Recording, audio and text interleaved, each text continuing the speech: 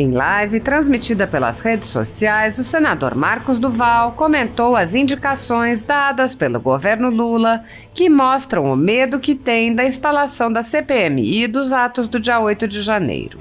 O senador ironizou o cancelamento da viagem à China, que foi visto como uma demonstração de medo do presidente de se afastar do Brasil enquanto o assunto está sendo debatido.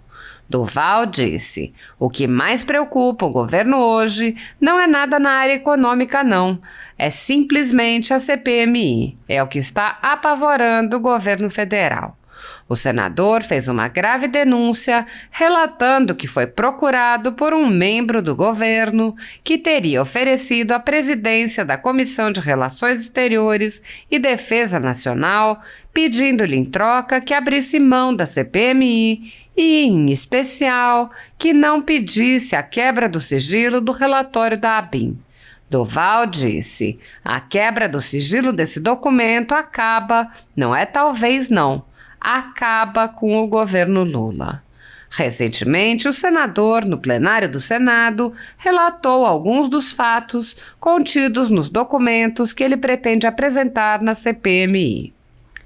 Apesar de alguns senadores agirem no limite de seus poderes para frear os atos autoritários de ministros das Cortes Superiores, a Casa Legislativa como um todo permanece cega, surda e muda, indiferente aos ataques à democracia, graças ao seu presidente Rodrigo Pacheco, que engaveta todos os pedidos de impeachment de ministros de Cortes Superiores que chegam às suas mãos. Os senadores há muito tempo têm conhecimento dos inquéritos secretos conduzidos pelo ministro Alexandre de Moraes do Supremo Tribunal Federal, utilizando delegados da Polícia Federal escolhidos a dedo para promover uma imensa operação de fishing expedition contra seus adversários políticos. O desrespeito ao devido processo legal e a violação ao sistema acusatório são marcas dos inquéritos políticos conduzidos pelo ministro e já foram denunciados pela ex-procuradora-geral da República, Raquel Dodge, que promoveu o arquivamento do inquérito das fake news, e também por inúmeros juristas, inclusive em livros como Inquérito do Fim do Mundo, Sereis como Deuses e, no mais recente, Suprema Desordem, Juristocracia e Estado de Exceção do Brasil. O ministro Alexandre de Moraes também já foi chamado de xerife pelo então colega Marco Aurélio Mello pelos excessos cometidos em seus inquéritos. Até na imprensa internacional, as denúncias vêm se avolumando. O ministro Cássio Nunes Marques consignou em voto as violações de direitos humanos nas prisões em massa ordenadas por Moraes. Apesar das constantes denúncias, o Senado brasileiro segue inerte. Os senadores sabem sobre os jornais que foram estourados e tiveram todos os seus equipamentos apreendidos e sabem sobre os jornalistas perseguidos, presos e exilados.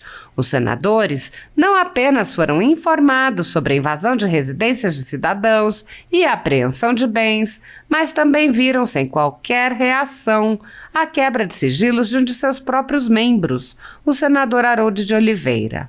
Os senadores sabem que muitos meios de comunicação vêm sendo censurados há muito tempo. Os senadores souberam sobre a prisão do deputado Daniel Silveira e, em pleno exercício do mandato, por palavras em um vídeo. Os senadores sabem que o ex-deputado voltou a ser preso por supostas violações a medidas cautelares que foram impostas em um processo que foi extinto pela graça presidencial. Os senadores foram informados sobre a perseguição a jornalistas que são censurados, impedidos de exercerem sua profissão e têm bens e redes sociais bloqueados. Os senadores sabem que ativistas passaram um ano em prisão domiciliar sem sequer denúncia, obrigados a permanecer em Brasília, mesmo morando em outros estados. Os senadores sabem sobre a prisão de Roberto Jefferson, presidente de um partido, e sua destituição do cargo a mando de Moraes. Os senadores sabem da censura a parlamentares. Os senadores sabem que jornais, sites e canais conservadores têm sua renda confiscada há mais de um ano e meio. Os senadores sabem sobre as prisões em massa, sem individualização de condutas, sob acusações descabidas. Os senadores sabem sobre as multas estratosféricas e confiscos de propriedade. Os senadores conhecem muitos outros fatos. Mesmo assim, todos os pedidos de impeachment, projetos de lei, requerimentos de CPI seguem enchendo as gavetas do senhor Rodrigo Pacheco. Há mais de 4 anos, o ministro Alexandre de Moraes conduz em segredo de justiça inquéritos políticos direcionados a seus adversários políticos. Nesses inquéritos, em uma espécie de parceria com a velha imprensa e com a extrema esquerda, matérias, reportagens e relatórios são admitidos como provas sem questionamento, substituindo a ação do Ministério Público e substituindo os próprios fatos, e servem como base para medidas abusivas que incluem prisões políticas, buscas e apreensões, bloqueio de contas, censura de veículos de imprensa, censura de cidadãos e de parlamentares, bloqueio de redes sociais, entre muitas outras medidas cautelares inventadas pelo ministro, sem qualquer chance de defesa ou acesso ao devido processo legal. O mesmo procedimento de aceitar depoimentos de testemunhas suspeitas e interessadas e tomar suas palavras como verdadeiras se repete em diversos inquéritos nas cortes superiores. A Folha Política já teve sua sede invadida e todos os seus equipamentos apreendidos a mando do ministro Alexandre de Moraes. A renda do jornal está sendo confiscada a mando do ministro Luiz Felipe Salomão, ex-corregedor do Tribunal Superior Eleitoral, com o aplauso dos ministros Luiz Roberto Barroso, Alexandre de Moraes e Edson Fachin. Todos os rendimentos de 20 meses de trabalho de jornais, sites e canais conservadores estão sendo retidos sem qualquer base legal. Se você apoia o trabalho da Folha Política e pode ajudar a impedir o fechamento do jornal, doe qualquer valor à empresa Raposo Fernandes através do Pix, utilizando o QR Code que está visível na tela ou o código ajude@folhapolitica.org. Caso não utilize Pix, há a opção de transferência bancária para a conta da empresa Raposo Fernandes, disponível na descrição deste vídeo e no comentário fixado no topo. Há 10 anos, a Folha Política vem fazendo a cobertura da política brasileira, quebrando a espiral do silêncio imposta pelo cartel de mídia que quer calar vozes conservadoras. Pix ajude@folhapolitica.org.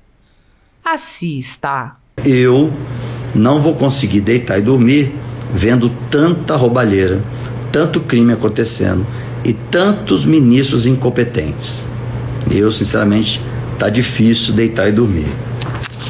Bom, esse cancelamento da China, o cancelamento da China está sendo visto por alguns senadores como um movimento para que o Lula não saia do Brasil nesse período que está todo mundo falando da CPMI. Então, eles estão com receios de deixar o país e acabar tendo aumento de assinaturas, alguma coisa nesse sentido. Então, o que mais preocupa o governo hoje, aí eu posso falar com vocês com toda sinceridade, não é nada na área econômica, nada, simplesmente a CPMI. É o que está apavorando o governo federal. Lula, né? Que todo mundo, até a imprensa, dá vontade até de rir, né? Até a imprensa que estava levantando o dedo a favor do Lula começou a entender que o Lula traiu todo mundo, que o Lula é radical, que está tomando decisões radicais, que não está nem aí para o país, já começou endividando o Brasil e nós estamos caindo numa recessão enorme. Isso vai gerar mais desemprego, vai gerar mais pessoas pobres e mais os pobres se juntam ao Lula. Então, quanto mais gente pobre no Brasil, melhor para o PT. Vocês entenderam? Quanto mais gente pobre no Brasil, mais apoiadores do PT. A conta é simples assim, 2 mais 2 é 4, ponto. Então, quando fala que ele vai quebrar, que ele vai tirar o brasileiro da pobreza, é como se ele estivesse dizendo assim, bom, a minha bandeira principal e a maior parte do PT é a classe baixa, né? A classe que tem dificuldade financeira, estão desempregados e tudo mais. Mas o trabalho que é feito aqui é inacreditável. É para gerar mais desemprego mesmo. Inacreditável, gente. Inacreditável.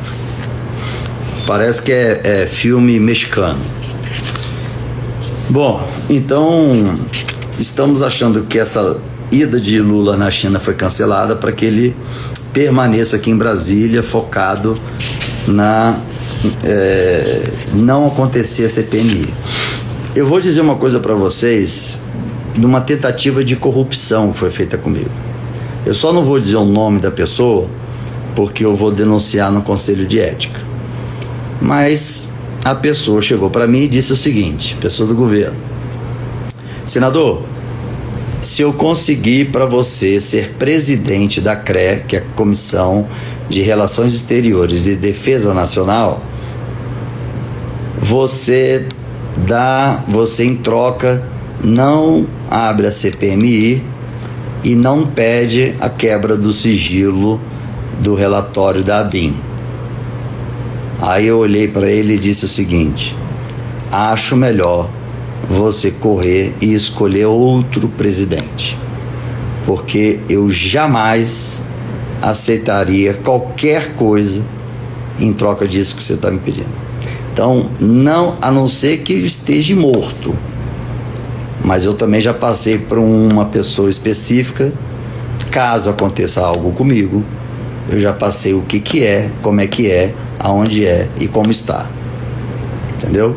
Então, assim, a quebra do sigilo desse documento acaba, não é talvez não, acaba com o governo do Lula. Vocês perceberam que o Alckmin sumiu? Ele foi citado no PCC. O Alckmin não está mais próximo a Lula, ele sabe que o Lula vai cair. Perceberam o silêncio do Alexandre de Moraes? Todo consequência daquele movimento que eu fiz na primeira semana de fevereiro. Amanhã eu vou estar cedo, 7h30 da manhã, esperando o presidente chegar. Tive com o Flávio Bolsonaro, tive com o Eduardo Bolsonaro e vamos estar lá no aeroporto aguardando a chegada dele. Vou fazer um resumo aqui, até para também esclarecer alguns fatos sobre a CPMI, até a pergunta da senadora Soraya Tronic. Eu vou falar algumas questões aqui que na abertura da CPMI eu vou apresentar a documentação, mas eu vou fazer um resumo para vocês, para acabar um pouquinho do sigilo. O presidente Lula já sabia do atentado desde o dia 2 de janeiro, foi informado. O documento da ABIN, ele é sigiloso, por isso que ele não pode ser colocado agora a público. Nós precisamos abrir a CPMI para poder quebrar o sigilo. A inteligência da Polícia Rodoviária Federal foi comunicando o governo federal dos ônibus que estavam com destino a Brasília, com os manifestantes dentro. Dia 5 de janeiro, eu tentei ligar para o ministro para comunicar isso, não me atendeu, nem sabia que eu existia, debochou nas redes sobre a minha presença. Na sexta-feira, o presidente Lula dá ordem para o G. Dias, comandante do GSI, para dizer para todos que a manifestação seria pacífica e que era para dispensar todos os policiais, a Guarda Prisional, Força Nacional, a Polícia de Choque da Polícia do Distrito Federal, e assim deixou acontecer a invasão para ter o seu ganho político. Na sexta-feira, o presidente Lula já estava com uma cópia da minuta da intervenção federal. Na sexta-feira. Sábado, o próprio ministro da Justiça, o incompetente Flávio Dino, comunica ao grupo de WhatsApp, que tem 48 integrantes, de que a manifestação seria pacífica, sendo que a informação da inteligência dizia que não era pacífica. Em nenhum momento disse que seria pacífica. Pelo contrário. Mesmo assim, ele solicitou apenas 15 integrantes de 500. Quando houve a chegada do ônibus, houve também a chegada do grupo que já estava treinada para invadir os 3 poderes. Esse grupo se juntou aos acampados que estavam na frente do quartel, um grupo pronto, e era o grupo que tinha tentado invadir a Polícia Federal e que queimou os ônibus. Então esses vândalos estavam sendo treinados, chegaram, isso tudo sendo comunicado ao governo, e o Dino comunica ao GSI, então, para dispensar, como eu falei. Isso tem em vídeo, por isso que o presidente Lula pediu agora sigilo dos vídeos, porque no vídeo aparece a Guarda Presidencial e a Força Nacional sendo dispensadas e eles indo para o fundo para tirar os seus equipamentos. Dino vai ao Ministério da Justiça acompanhar o início das manifestações. Ontem ele disse que era mentira isso, mas eu tenho filmado e comprovado. Ele abre a janela da sala dele, assiste tudo, reporta ao assessor do Lula, que estava em São Paulo, em tempo real. Lula não estava com o celular, foi o celular do assessor. E ele foi reportando tudo que estava acontecendo. O presidente Lula, mesmo com o avião presidencial em pronto emprego para ele embarcar, demoraria 1h25 do interior de São Paulo, que ele mudou para justificar o afastamento dele de Brasília. Ele, com o avião presidencial, ele chegava em 1h25 em Brasília. Então, no final da tarde, quando tudo acabou, ele faz uma coletiva para ler um documento que já estava pronto, tendo uma aeronave à disposição dele para estar aqui em 1 hora. Então, a alteração da rota também, todo documentado, vai ser apresentado na CPMI. A aeronave presidencial, as rotas que foram alteradas, os policiais, os 3 poderes não têm ainda, por incrível que pareça, acesso ao SISBIN, que é o Sistema Brasileiro de Inteligência. Então foi proposital do presidente Luiz Inácio Lula da Silva, junto com o ministro Dino e o G. Dias. Quando for quebra dos documentos sigilosos, a República vai cair, porque o presidente não tem como continuar no cargo, nem o ministro da Justiça, nem o ministro do GSI. Anuncio o item 1 da pauta, com a palavra pela ordem, senadora Soraya. Apenas para indagar.